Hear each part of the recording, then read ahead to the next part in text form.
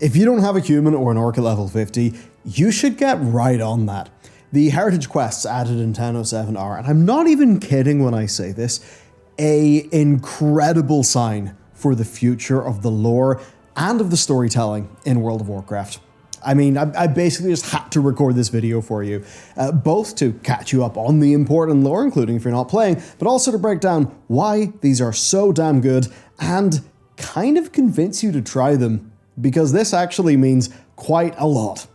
As does today's sponsor. Manscaped, they're back, balls swinging with a new time-limited deal where you can get the 4.0 Performer Package for 20% off, plus their Toolshed Travel Bag and Anti-Chafing Boxers for free. You'll get free shipping too with my link and code Warcraft. Now their mission is to reduce the amount of unfortunate accidents and to promote some hygiene. And of course their headliner is the Lawnmower 4.0 trimmer.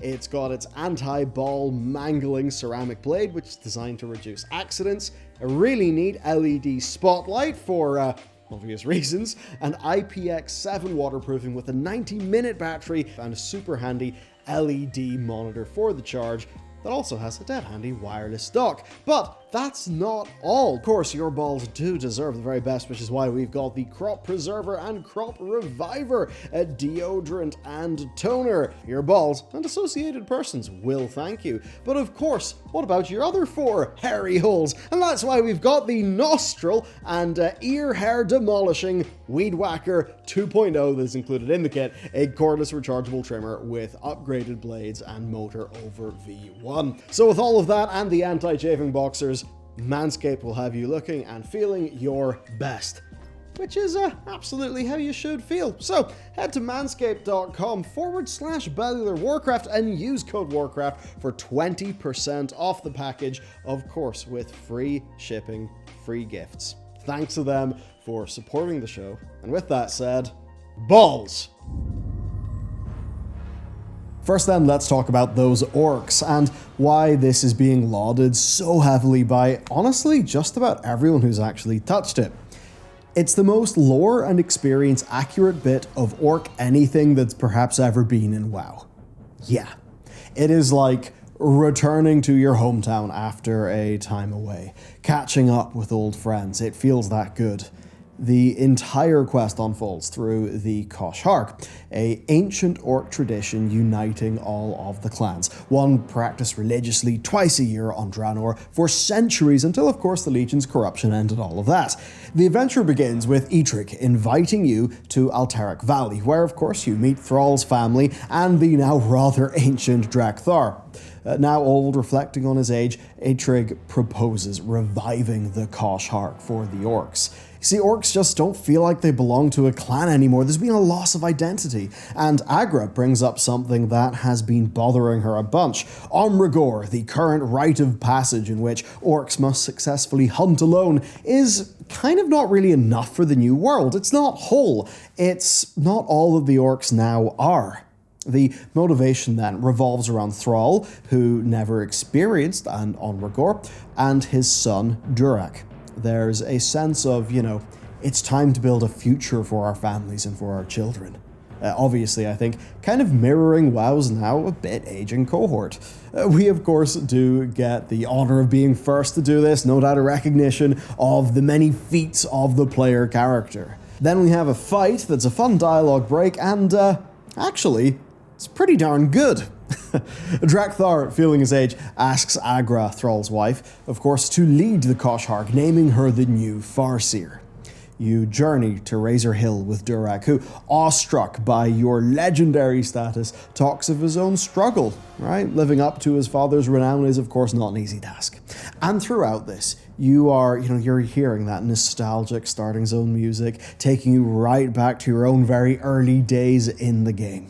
And arriving at Razor Hill, you are astonished to find every orc imaginable present. Like, every surviving clan and significant character is there, sharing their stories and their experiences. There are so many people to talk to. Even the Mok'Nathal, once excluded, are able to join this gathering. And the level of detail here demonstrates, honestly, the creator of this quest, that team's love for this IP. Every character gets to say their piece, from Rexar talking about his father, to an orc loyal to Garrosh discussing her feelings, Nazgrim, one of the four horsemen, and of course the Burning Blade. Even the Burning Blade get to make an appearance, as do a repentant Dragon Maw, whose of course past can be challenged in the dialogue options the player has. I mean, Bane's quest is really good and really respectful, but this Orc Heritage one, this is next level in its level of thoroughness. It's such a love letter. There's even a reference to a joke from Warcraft 2. The Flower Picker clan is kinda real. Your adventure continues then with 3 tasks. First, assist an ancient spirit in healing the land of Durotar. Rescuing seeds and planting trees, they initiate a forest in a flooded canyon. The in-game time frame may be long, but I guess players actually know that now they're changing the world. Next, they gather ingredients from Kosharg traders to cook up a big feast that beckons their ancestors. The feast works, and this is where characters like Saurfang, Grom, Duratan, and Draka return for a brief moment.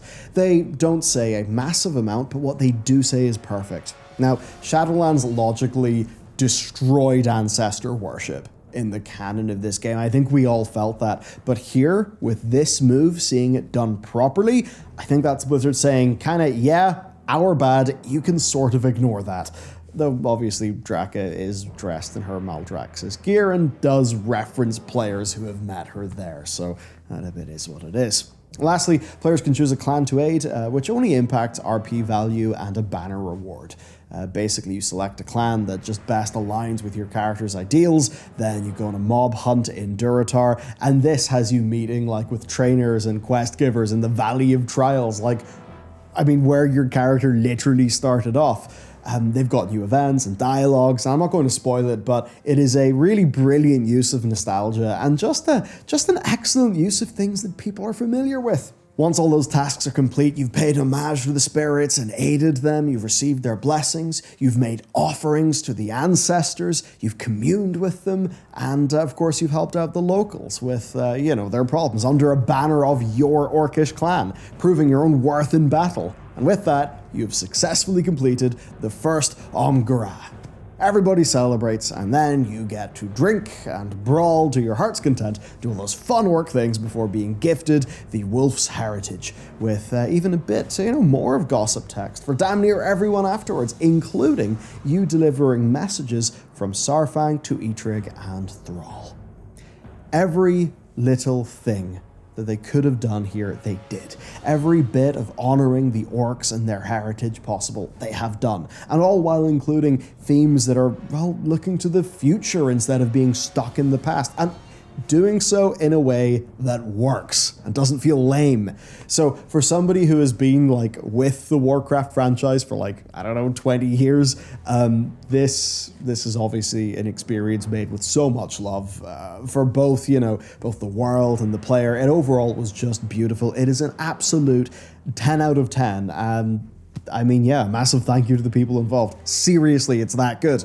The second one then, the human one, I'd say maybe it's not quite as perfect because it's tackling a maybe more narrow story instead of everything about the orc race in Warcraft, but it is an amazing experience all the same, and it's got its own awesome gameplay touches that really are exciting for the future. And really, it's a retread and a wrap-up of the major human story that kicked off the start of World of Warcraft, and that is Stormwind's corruption and Nyxia's infiltration, developing and closing something left unsaid for damn near 20 years.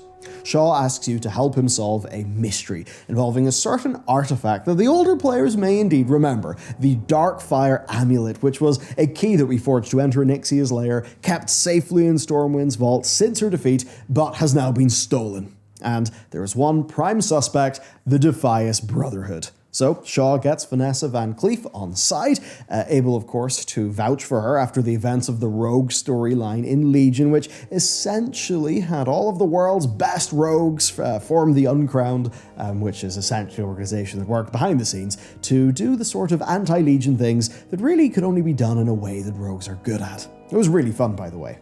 But overall, this is where Blizzard are they're flexing they're willing to go the extra mile. Vanessa isn't just there. She shows up out of stealth by pinning you down with a cheap shot. You really feel that split second of, oh shit, I've been ganked by a rogue.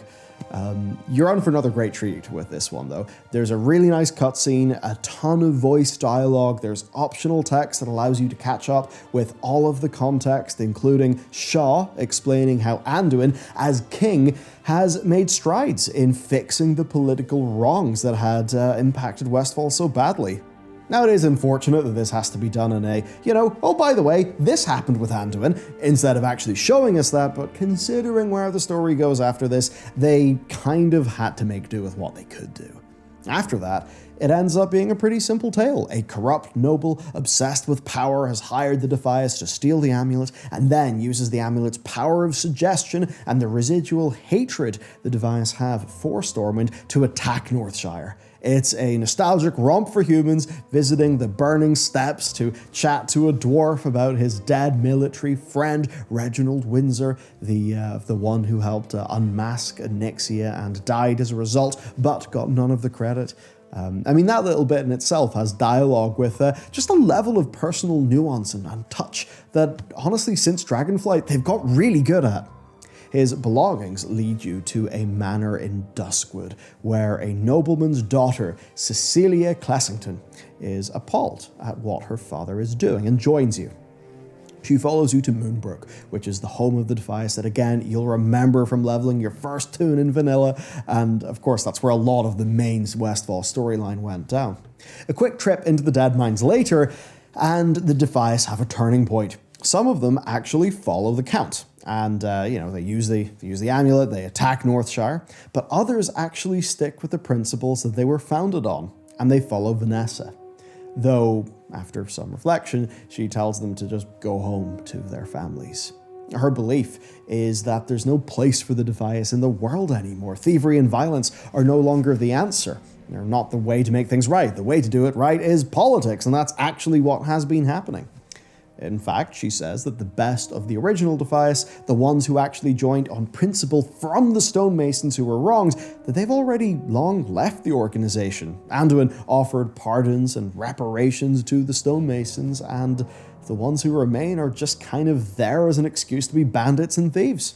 She made the same mistakes her father did, but she's now got a chance to actually right those things.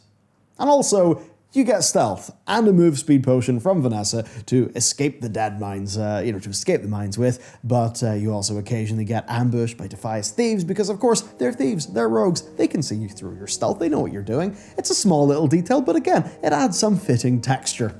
And of course, with all that done, it's time to return to Northshire, and just like how the orcs go back to the Valley of Trials, you're there, you're at Northshire. You've got all those cool things, all those familiar NPCs who are right there when you first started off your WoW journey, maybe 15 plus years ago. You see them all in a new light with new dialogue. Cecilia, despite not being able to fight, shows a level of resolve to stop her old man that kind of mirrors a bit of Vanessa, and that's sort of like what Vanessa could have been way, if she had have actually remained, Hope Saldine.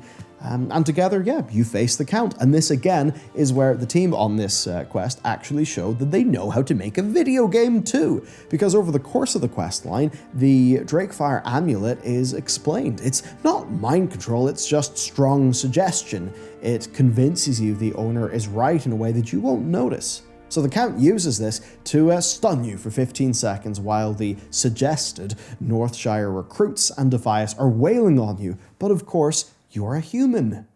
Of all the races of Azeroth, you are one of the most resilient to whatever bullshit the world has to throw at you. That's why you have your human racial ability, will to survive, so you can, through that ability, resist the amulet and break free. And this is exactly what video games are actually the very best at, making the player action actually match up with the story experience. Some could say in a harder combat context, the Warlock Greenfire did a brilliant job at. But anyway, here, of course, you press the button, your character resists, it's relevant in gameplay, relevant in theme, and ultimately with the story of the humans themselves in Warcraft, something that Shaw makes sure you are thinking about with his dialogue.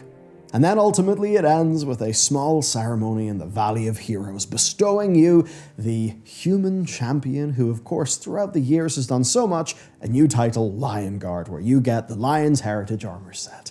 And overall, it's fantastic. The voice work is actually really good. The cutscenes, the scripted events, they turn a good story into a great experience. And I know some people are maybe a bit upset that it's not quite as good as the Orc one, which is really dealing with like the heart of Orc culture and heritage at large. But I think this is focusing on what most players are actually likely to relate to with humans, you know, the things that they grew up in WoW with, the Stormwind, the Defias, you know, those human quests of Vanilla and Cataclysm. Vanessa's a great character with some, you know, some strong emotional development. Cecilia is a fun opposite played against her. You know, what to do with legacy, the sins of the father. Shaw also feels, by the way, a bit more human after sharing kind of his perspectives on Edwin, because they go back.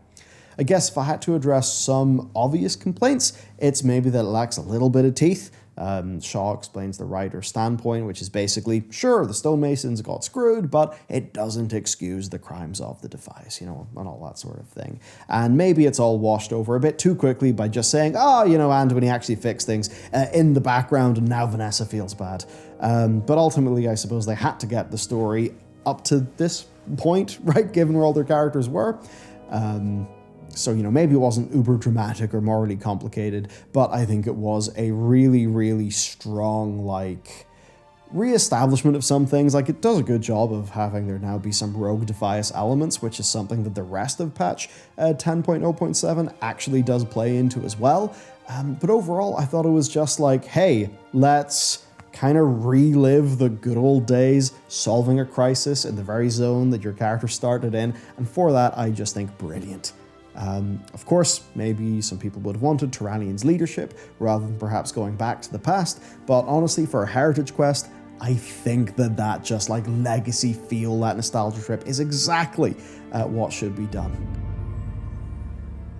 The takeaway here then is that the quest team are really popping off. They're actually telling strong stories and crafting strong experiences in World of Warcraft. I saw people talking about this content, you know, in and around same lines to the MSQ and FF14, which is, by the way, pretty good praise. I mean, the actual gameplay elements here are still like simple enough and kind of bare bones, which does sort of show the age of the game. I would really love to see Blizzard actually add a heroic or maybe call it a mythic equivalent of these to like actually make them more of a challenge so that they could feel more like immersive and more kind of like a big solo dungeon or something, maybe with a bit of a special reward. I think something like that would allow them to get a lot more like, well, content out of the content they're making.